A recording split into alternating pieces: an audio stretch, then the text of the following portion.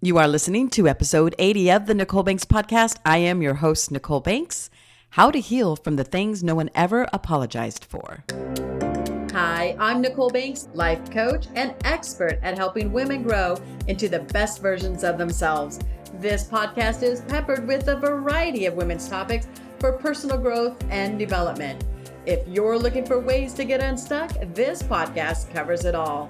Bringing you fresh new ideas. Get ready. Great things are about to happen. Well, good morning. Good morning. Happy Taco Tuesday. OMG. Yes. Now listen, before you start inserting the eye roll and all the things that come along with it in judgment here. Yes, I made a mistake. Episode 80 is after 81. And no, it's not hashtag girl math. It is what it is. I am not perfect. And yet I wanted to get this episode out to you guys. Okay. So there is that. I hope you guys are doing well. I hope you guys had a great weekend. Listen, I'm in Arizona. It is a hot tamale down here in the desert. Throwing that out there. But I will say this, I'm enjoying the pool.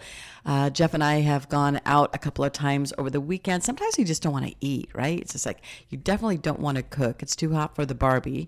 It seems like it's just an oven. So Jeff and I had a beautiful evening out. We called it date night. We wanted to go into Scottsdale and head out to a Mexican restaurant. Ran into some friends at the bar. We're calling them friends now. We just actually met, struck up a conversation. It was a lot of fun. We really enjoyed ourselves. So a shout out to our new friends, Gabby. And we enjoyed a drink and a good conversation. It was a lot of fun. So I hope you guys are doing well in the heat and hope to see you another time. All right. So I wanted to also just talk and warn, this is your PSA public service announcement, that this topic, how to heal from the things no one ever apologized for, can get deep. It can get emotional, and I want you to be kind to yourself if it affects you in a way that you don't realize. So what I mean by that is you may be shedding emotion, you may be experiencing some exhaustion or overwhelm and or anxiety with this episode. So just be kind to yourself if it affects you in any of those manners. It is going to be a deep dive into the wounds that remain unspoken, the scars that are often unseen, and the strength it takes to heal without an apology. For real, right? I know. So for those that are on the treadmill waiting for something light and fun and uplifting, we are going to have that conversation. It's not going to be this episode. I'm just throwing that out there. I don't really do a big PSA like warning. Folks, remember, I don't have my bachelor's in psychology. I am not a licensed counselor. I am a certified life coach, a divorce coach, and I have done a lot of study, and I've been a coach since 2015. But what I am wanting to have a conversation about is usually something you read in a book or something that is not even discussed. So do me a favor, settle in, grab your favorite drink, enjoy your walk, enjoy the drive, do what you got to do, but let's get started. So healing from pain that was never acknowledged by the ones who caused it is one of the hardest challenges we face. Whether it's betrayal, abandonment, harsh words, being bullied, being harassed, broken promises, these unhealed wounds can linger. And they really can shape our thoughts and actions in ways we might not even realize. So first off, let's talk about the core of healing. Healing isn't just about moving on. It's about truly understanding and processing what happened. It's about recognizing the hurt and giving yourself permission to feel the pain. So you see, my friends, healing starts with acknowledgement. Remember, I'm always talking about awareness, acknowledgement, awareness, right? Think about it. How many times have we brushed off our feelings, thinking we're overreacting, I'm overthinking this, no, it's just my anxiety. But the truth is, our feelings are valid, even if no one else ever acknowledged them. Our feelings are what they are. They're our feelings. And it's so crazy because I also feel like sometimes we hide our feelings in regards to our surroundings. So maybe it was someone said something in a group, whether that's high school, college, happy hour, the golf course, doesn't matter. If someone else is there besides you and the person that said it, that's, it's public, right? That's big stuff. Sometimes we just invert and go, okay, I'm not going to deal with this right now. Or, that was really rude. I should have said something, but I didn't. Oh, I'll talk to her later. And it continues to slide. So being able to acknowledge, hey, you know what? That really did hurt my feelings. Or, wow, I didn't realize I had such a response to what that person said and or did.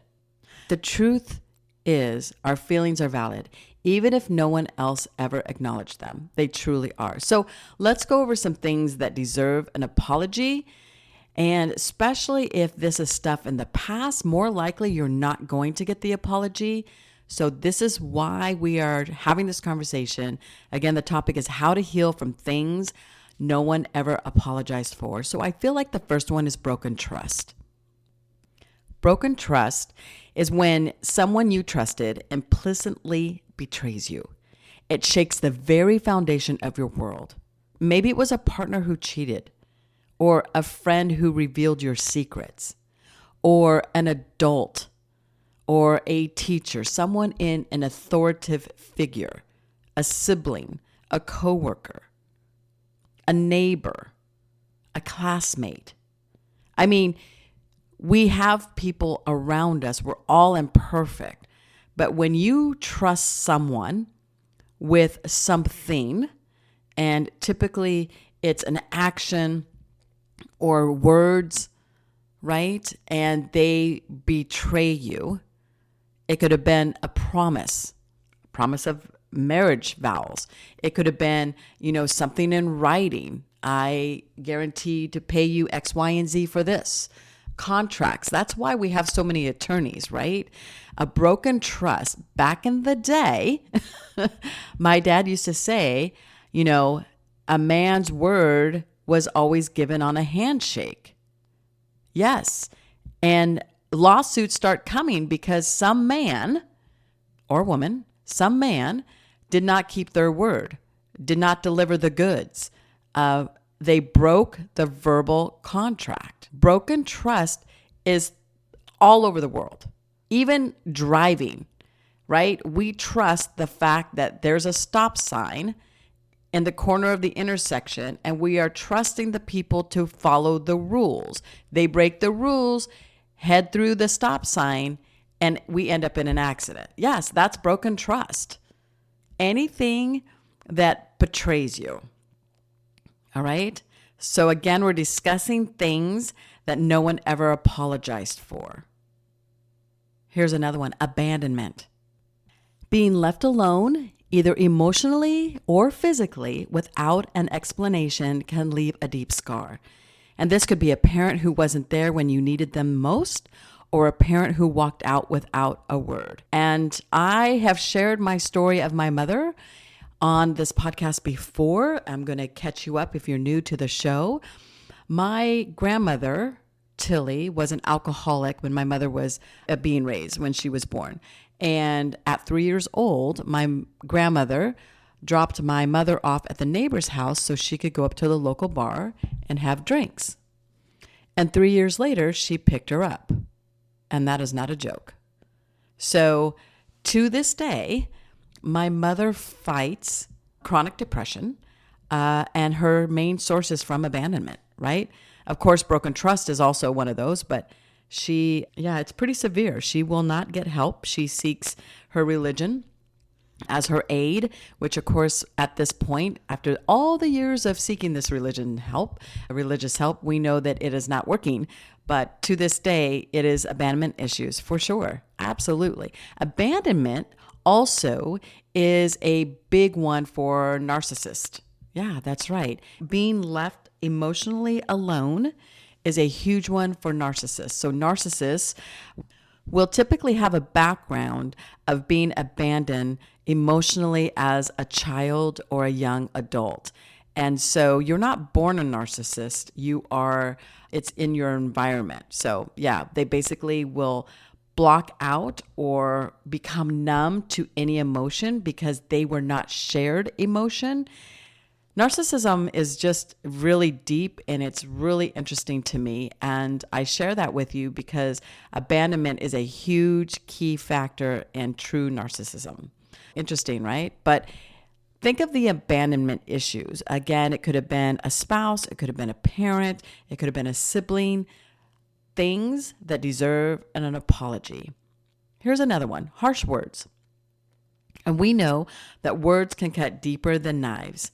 Being told that you're not enough or that you'll never succeed or you're heavy or you're fat or you're ugly or you're not lovable. These are the words that can haunt you for years. I am telling you, years. I know that I was picked on when I was younger for being a shorty. Oh, you can't reach that. You're just a short shit. We don't want the short ones here. And I'm like, oh my God, if I could only just grow. I remember one time looking up a dictionary, how to lengthen my legs. I have no idea what the conclusion was of that. Obviously, it didn't happen because I'm still 5'3". But these harsh words really can have an effect on you. And we always keep them in our Rolodex. Remember, our mind is like a Rolodex. So all of these things are being put in to our head. Back in the day, just picture a Rolodex, and we all know what those are if you're Gen Xers. A Rolodex is a filing system for names. It's like an address book, but it's out on your desk, and you've got these little cards, and it can only hold so much. And yet what we do, or what they did back in the day, is we would take them and just continue to shove it in there. When our Rolodex is too full of negative stuff, we have no room for the positivity as an adult. So the healing comes in with removing that negativity. Let's start pulling out those cards, those harsh words, the abandonment issues, the broken trust issues. Let's start removing them and replacing them with positivity and living large in life today. We're not promised tomorrow. And remember, if nothing changes, guess what? It's not going to change. You're going to be stuck. You're going to continue to live your miserable life. If that's the life you want to live, push stop right now. Don't listen to another word. If there's something you want to change, continue to listen. Here's another one, neglect. This is when your needs are consistently ignored or dismissed, and absolutely can make you feel invisible and or unworthy. Neglect. This could be emotional neglect from a partner or even a lack of support from those who are supposed to care for you. Parents, sometimes again, the authority figure. Neglect. Okay? Abuse. Here we go. Things that deserve an apology that you may never get one for. Abuse. This is such a big one.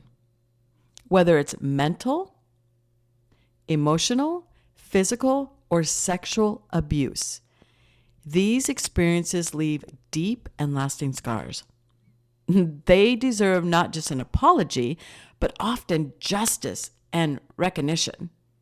Unfortunately, many of us will never receive that. So for those that are dealing with any of these, broken trust, abandonment, harsh words, neglect, and or abuse, I want you to think of who that person is that did these things to you or at you.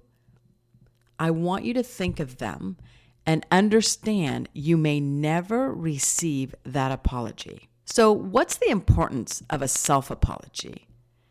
Since we often don't get the apologies we deserve, right? Because all of those things I just mentioned were well deserving of an apology. And in some cases, justice. It's vital to give ourselves the compassion and forgiveness we crave. And this starts with the self-apology. Now, if you've never heard of this may be an eye-opener for you, but you heard that right. Apologize to yourself. Say it out loud. It's okay. I'm sorry that you were hurt. I'm sorry that no one stood up for you. I'm sorry that you had to go through this alone. These words can be incredibly powerful. They actually acknowledge your pain and start the process of healing from within. I truly had to do this. I was sexually abused, and I was so upset and so mad that my parents, I felt, betrayed me because they were not there to protect me. And for many years, I was more upset about that than the actual abuse. And so when I went through this self-apology, because my abuser will never apologize, but I went through this self-apology and not only apologized again for the lack of no one standing up for me, and that I actually went through all of this alone, that I also did the same with my parents. And understanding my dad is no longer with us, my mom is not in the right mind to even have a conversation about it. But the reality is I also apologize for myself that my parents weren't there. And yeah, in my mind, it was a form of betrayal. It was a form of, broken promises. I just assumed parents were always to be there to actually protect our kids, to protect me. And they weren't. And so it's not easy to do. It's okay to do it. Take your time and do it. Say out loud, I am sorry that you were hurt. I'm sorry that no one stood up for you. And I'm sorry that you had to go through this alone. Start there. If you are brave enough to say it out loud, please do so. If you're not able, it's okay to write it down, to text it, to journal it, to voice note it. Do what you need to do to let it out. Let's talk about something that might seem a bit unconventional, but it's incredibly powerful. Forgiving someone in silence and never speaking to them again. This, my friends, is a profound form of self-care. Forgiveness isn't about the other person. It's about freeing yourself from the shackles of anger and resentment. By forgiving someone silently, you're choosing to let go of the burden they placed on you. You're saying, I won't allow your actions to control my emotions anymore. Let me repeat that. You are saying, when you forgive someone in silence, I won't allow your actions to control my emotions anymore. So silent forgiveness allows you to reclaim your power. Here's how it can transform your life. You ready for this? It can give you inner peace. Oh, and that feels so good. Holding on to grudges can be exhausting, wear you down, and forgiving silently, you release that negative energy, making space for peace and positivity. Remember, pulling it out from your Rolodex of your head, your mindset, your mental well-being is stacked and jacked up full of negativity. Let's start removing it and adding and making space for peace and positivity. Closure. You might never get the apology you deserve, but forgiving silently gives you the closure you need. It's your way of saying, I'm moving on with or without your acknowledgement. And this, ladies and gentlemen, is so empowering. Of course, we're going to remember healthy boundaries because sometimes cutting ties is necessary for your well-being. And remember what I coach, protecting your well-being, your mental well-being, your emotional well-being, your physical well-being, your spiritual well-being, if that suits you. You're the only one that can do that. It is your responsibility as an adult to protect your well-being. So silent forgiveness allows you to forgive while maintaining the boundaries that you need to protect your mental health. I love boundaries. I love boundaries so much, I've created a course on it. Boundaries 101, how to protect your time, energy, and relationships. You should check it out. Self-respect. Forgiving without engaging shows immense self-respect. It's a declaration that you value your peace over the need for validation from those who wronged you. Now, let's address an essential truth. And you've heard me say this before. We repeat what we don't heal. If we don't address these deep-seated issues, they tend to manifest in our lives repeatedly. It's like our subconscious mind is trying to give us another chance to resolve the unresolved. Is that going to happen? More likely no. For example, if you haven't healed from betrayal, you might find yourself constantly suspicious of others, even those who have given you no reason to doubt them. Or if you've been neglected, you might struggle to trust that anyone will truly be there for you. And recognizing these patterns is the first step to breaking them. Start by journaling about your experiences. Write down the patterns you see in your relationships and your behaviors. And I truly caught myself in these patterns with betrayal, and I needed to fix that before I entered a new relationship. I hated living suspiciously. Is he where he says he's going to be? Why is that happening? Why is he responding this way? All of these things, I literally had to fix that before entering a new relationship. And it feels good to be in a healthy relationship where you can actually trust that person. It feels good to have been healed from that kind of betrayal. But I do want you to do that. I want you to recognize these patterns. And it really is the first step. Again, awareness is everything. Okay, so here are some steps to healing as well. I want to have you acknowledge your pain. Write down what happened. How did it make you feel? And why it hurts so much. Be honest with yourself. Apologize to yourself for the pain you've endured. I gave you an example earlier in the show. Acknowledge that it wasn't your fault and that you deserved better.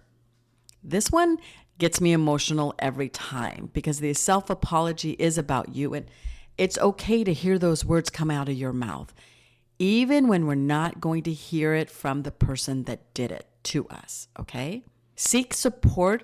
Healing doesn't have to be a solo journey. Reach out to friends, a therapist, a coach, join a support group, and sometimes just talking about your experiences can be incredibly freeing. Understand that your journey can take time. But if you start now, imagine what you're going to feel like a month from now, 6 months from now, a year from now, 10 years from now. This is where I throw in dare to begin. Dare to begin living the life you want to live. So the other thing I'm going to recommend is, in the healing steps, is to replace negative thoughts with positive affirmations. Remind yourself daily that you are worthy of love, respect, and happiness. You're creating new narratives. You're creating new Rolodex index cards to put in your head, to put into your mindset, to put into your heart. Of course, set boundaries. Protect your newfound peace by setting clear boundaries. Don't allow those who have hurt you to continue having power over your life. Again, you are the one that gets to protect your well-being, emotional, mental, physical, and spiritual if need be. Remember, healing is a journey, not a destination. It is okay to have setbacks. It's okay to feel sad. What's important is that you keep moving forward, even if it's just a tiny step at a time. I want you to take care of yourself after this episode. I want you to be true to yourself after this episode. I want you to talk about your pain after this episode. I want you to talk about your pain to yourself. Be real with yourself after this episode. I want you to love on you. I want you to be true to you. I want you to be the amazing, epic person that I know you are. I want you to heal from the things no one ever apologized for. I want you to be stronger than you think you are or can be. I hope you found some comfort and guidance in today's episode. If you liked what you heard, please subscribe, leave a review, share this podcast with anyone who might need a little extra love and support. Until next time, keep shining, keep healing, and remember, you're not alone. You have got this. Take care, and I'll see you in the next episode. Thank you for joining me today. I hope you've gained valuable insights and inspiration to help you elevate your life to the next level. Remember, success is within your reach, and with the right support and guidance, you can achieve your dreams faster than you ever thought possible.